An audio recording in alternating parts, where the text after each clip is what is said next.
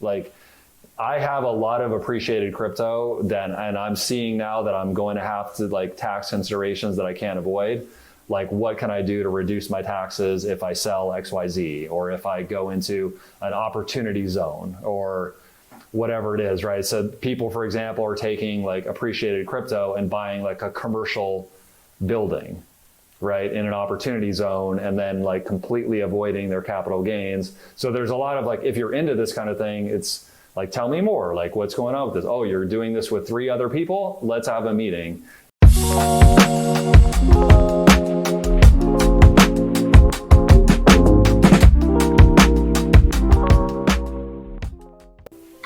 So if you have gains in the stock market, losses in crypto, vice versa, how do those interact?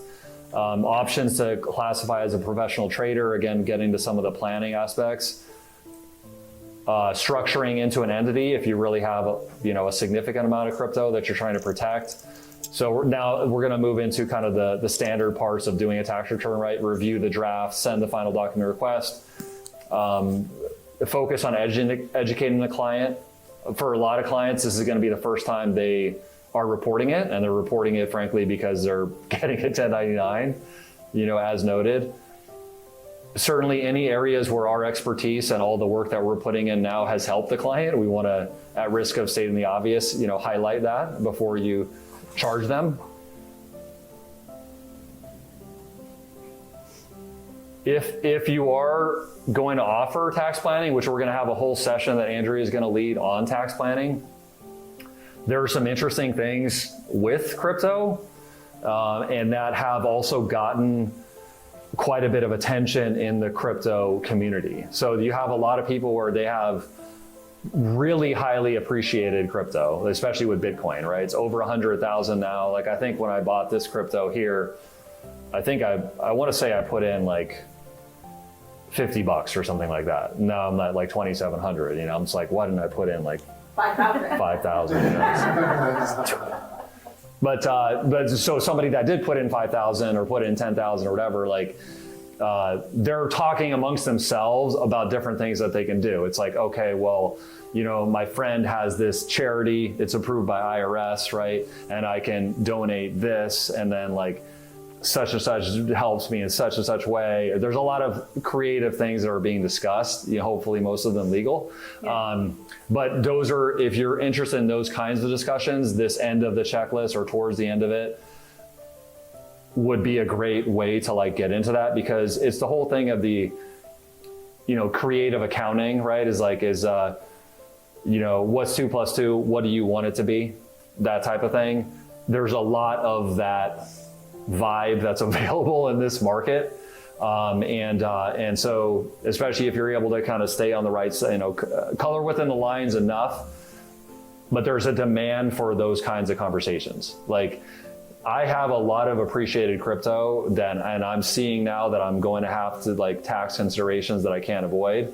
Like, what can I do to reduce my taxes if I sell XYZ, or if I go into an opportunity zone, or whatever it is, right? So people, for example, are taking like appreciated crypto and buying like a commercial building, right, in an opportunity zone, and then like completely avoiding their capital gains. So there's a lot of like, if you're into this kind of thing, it's like, tell me more, like what's going on with this? Oh, you're doing this with 3 other people? Let's have a meeting. If you want to get into that kind of stuff and really make this a high profit thing for yourself, it's available. That being said, I have to conclude the checklist with the infamous 10-foot pole metaphor. If you don't want to touch any crypto tax with a 10-foot pole, it's totally understood. That being said, hopefully this training session, everybody here that's on this training session, by following this checklist and editing it to your needs and making it how you want it to be, simplifying it, making it even longer, whatever it might be, can handle a lot of the crypto that you'll see. So, just realistic, you could do it, but that doesn't mean necessarily that you want to do it, right? So hopefully this checklist gives you an idea of like, if and when you're seeing these 1099s landing on your desk, which I think it's going to be a surprising, I think we're going to be surprised by which clients get these. and by the number also of new clients, new potential clients that you could have reaching out to you, including a lot of younger people that, like I joke around with the younger people, like thinking of us as dinosaurs, but they may be more interested and more interested in having a relationship with a tax pro due to this consideration than they ever were before. And they also probably, in many cases have self-employment income in some way, or have business, or or there's a lot of inheritance going on, right? Where the millennial generation is going from being the brokest generation to, as all of this money is getting passed down. So, from doing the Ramsey financial advisor, like Marley's adding financial advising into and having those kinds of conversations, this is a huge trend, right? So those kinds of clients are going to be needing more of our services. And sometimes it's just getting your foot in the door to help them in a modernized way where you show like, I'm interested in this kind of thing, or I know like about Coinly or different things like that. And you never know where that could lead to. So any comments on that piece of it? I was afraid of crypto until we did to work with tax audit.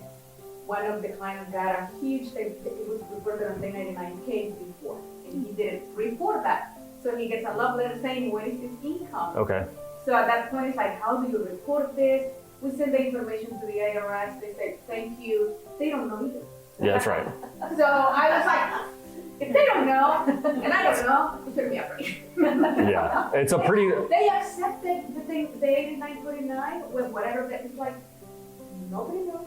They've made clear that they'll accept pretty much anything. So that's what I mean by like managing the ethical piece of it, is that we have to understand that like when the client signs the tax return, right, they're signing that it's true, accurate, and complete, or I forget the exact, but they're saying that what I'm putting on this tax return is correct, right? We're saying based on all the knowledge that we have, this is correct. So if I don't have the knowledge, I don't know if you were out in Venice Beach doing X, Y, and Z. Like, what were you doing that day? I wasn't there. I don't know. So I can only go off what you're saying, and managing that and like, managing that in an ethical way, because we all know from those type of situations is that certain clients will try to drag you into putting you responsible for things that you're not responsible for, but that's a choice that you have as a professional if you want to subject yourself to that. That's up to us, right? It's not, so maintaining leadership on the communication aspect with clients,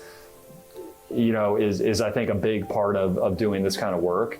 And so hopefully this checklist and this discussion, we're going to have time for Q&A now as well, and for more comments, but everybody should, in my opinion, should feel like, from this session, if and when I get 1099s, DAs in the upcoming tax season, I basically know kind of what to do. What are my options, that I have clarity, I have the tools that I need to make that consideration. And this might be something relative to you, for example, Trudy, with your team, right? Mm-hmm. Where for these sessions, we would ideally like for this checklist to be able to like be shared with a new team member and be like, hey, we're probably going to run into some crypto. You're interested in tech. You're a former IT person, right? So this is kind of like getting their juices flowing of like, oh, wow, Trudy's like giving me a big opportunity at this company because I'm going to like be leading this new effort and whatnot. So maybe like they would evaluate it and then like, let me know like what your thoughts are. Like, how do you think we should handle this? Do you think we should take these kind of clients? Do you think we should this? Do you think we should put it on our website? Do you think we should market it? So all of everything we do in these 2 days, should be for your overall business and your career, giving an easy button for somebody else to help you out, to not just be by yourself. So does that make any sense? Or? Yeah. Okay. Yeah, because this would not be done the easy one so far. Hey, this is Imelda here, and I just wanted to take a moment to remind you that if you'd like to keep up with our latest content, to make sure you subscribe to our channel. Thank you for watching.